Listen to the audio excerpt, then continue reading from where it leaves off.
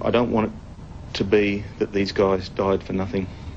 I want a positive aspect to come out of it, and if people can understand that if we're given the resources we need, if we're given the opportunity to provide this service, we can do a very good job. A lack of resources has never been an excuse for unsafe practices.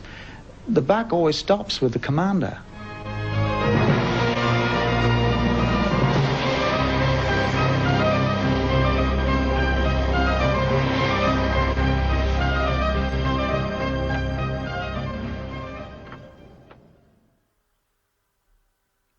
In this video, we'll look at some of the considerations a commander has in relation to operating aircraft under his or her command. Every unit in the Australian Army has been provided with multi-rotor unmanned aerial systems, drones, to increase drone literacy and to facilitate training and anti-drone TTPs. As drone technology improves, the use of autonomous machines to seek out and neutralise threats will increase. As a commander of a unit issued with drones, it is your responsibility to understand the governance and safety systems put in place so you can effectively manage this extremely useful tool. Let's take a brief look at the governance and where you can go to get the information you and your personnel need to operate the unit's drones. As aviation matured after the First World War, the governance accompanying it struggled to keep up. Where man and machine are put together, there is expected to be risk. This increases when the environment in which they find themselves is unnatural, such as in flight. Accidents in aviation were commonplace and even expected. When Army Aviation was formed in 1960, it came under the oversight of the Royal Australian Air Force. Airworthiness was dictated by RAF regulations, but with the Air Force's helicopters being transferred to Army in 1986, the method of operating aircraft between the three services started to diverge. This can only be expected due to the different battle space environments in which each service operates its aircraft. Since the Vietnam War, ADF aviation has had its fair share of accidents. In less than 30 years since 1980, 90 aircraft have been lost to accidents along with 88 lives, but it was the Black Hawk tragedy in 1996 that was a turning point in ADF airworthiness and risk management. The tragedy's Board of Inquiry and the anguish it caused rocked Army Aviation, as it found serious shortcomings in how aviation managed its risk, especially where it involved a lack of parts, lack of experience and lack of recency, all contributing factors to the loss of 18 lives in that crash. Army Aviation, specifically 5th Aviation Regiment, led the way in how risk management was conducted, and soon Army's Aviation Risk Management, or AVRM, was the preferred way of assessing and managing risk in aviation operations and was soon adopted by the RAF. Airworthiness governance matured also, and each service has its own discrete airworthiness chain of command.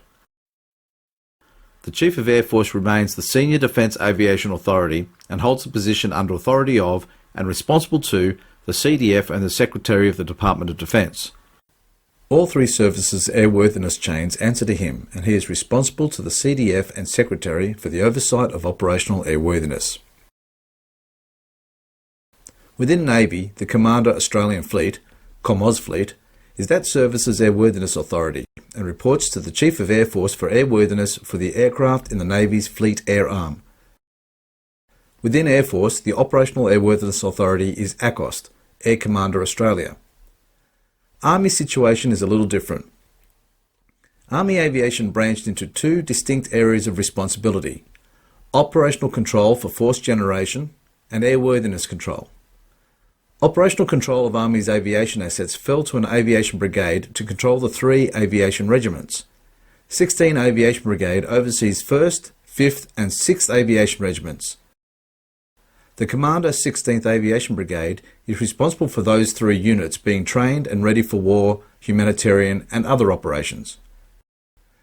Airworthiness control of all Army aviation assets was placed in the hands of the Commander Forces Command.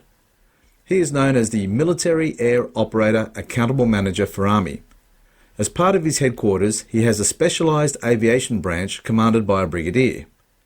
The Director General Aviation, or DG Avon, is the Senior Aviation Advisor to the Forces Commander. This is because he is best placed to understand the nuances of how Army must administer the airworthiness of its aviation systems and subsystems. So through his two 1-stars, Commander 16 Aviation Brigade and Director General Aviation, the Forces Commander oversees operational control, answering to the Chief of Army for all aviation operational matters in general, and specifically to the Chief of Air Force for aviation airworthiness matters. With 20 STA Regiment commencing operation of tactical unmanned aerial systems, airworthiness and aviation responsibility jumped from being a purely Army Aviation Corps issue to being shared with the Royal Regiment of Australian Artillery. Now, with the rollout of UAS to every unit in the Australian Army, aviation responsibility has become an Army-wide issue. At unit level, safety and airworthiness is now the responsibility of the unit CO and his or her subordinate commanders.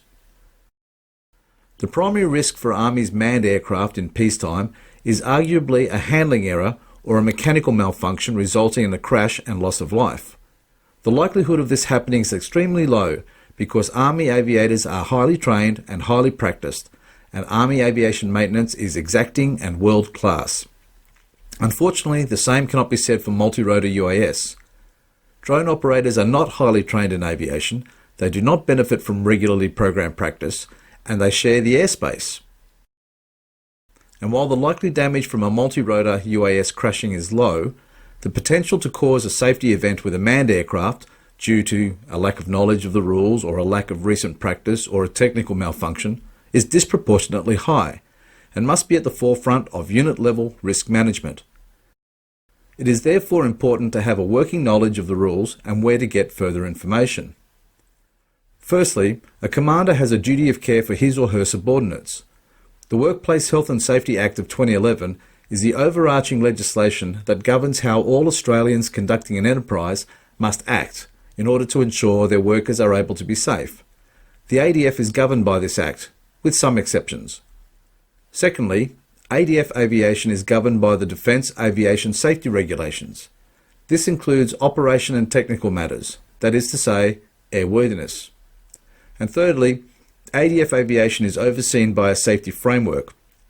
Its remit is to educate, regulate and investigate safety and risk management issues. This is the Defence Aviation Safety Program. So how does a commander meet his or her obligations with regard to operating UAS? The easiest way is to be familiar with one key document and its references, the Approval to Operate Unmanned Aerial Systems, the ATO UAS. This document has been written to make it easy to understand and abide by the regulations in what are called standard scenarios. It allows units to operate approved MRUAS that are less than 2 kilograms in weight in standard conditions and provides information on the system required to manage flying within the unit, the Flight Management System, or FMS. How the FMS is maintained is articulated in this document. It requires the following to be complied with. Understanding that Commander Forces Command is the Military Air Operator Accountable Manager for Army and responsible for Army airworthiness. Understanding that DG Aviation, Head of Aviation Branch at Forcom, is responsible for Army's aviation systems, including a unit's UAS, and advising the Commander Forces Command.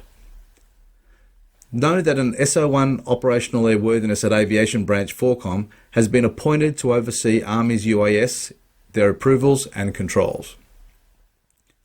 Understand that the operating unit CO is responsible for complying with the ATO UAS and for retaining and managing risk for operating his or her drones under standard conditions. The operating unit CO must be prepared to contribute, where necessary, to aviation regulatory oversight functions such as review boards and audits, and to abide by the DASRs and other documents as outlined in the ATO UAS. Know that the operating unit CO can delegate his authority within his unit, but only in accordance with the DASRs.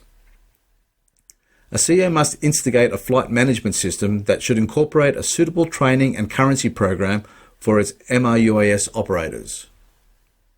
And a unit's UAS operators must abide by relevant airspace control functions in both civilian and military airspace, as well as any relevant base SOPs. For more information on operating MRUAS, log on to Forcom's SharePoint page, where you will find more links to key documents and other resources, such as UASnet on Army's collaboration site, as well as key points of contact to answer your questions about UAS.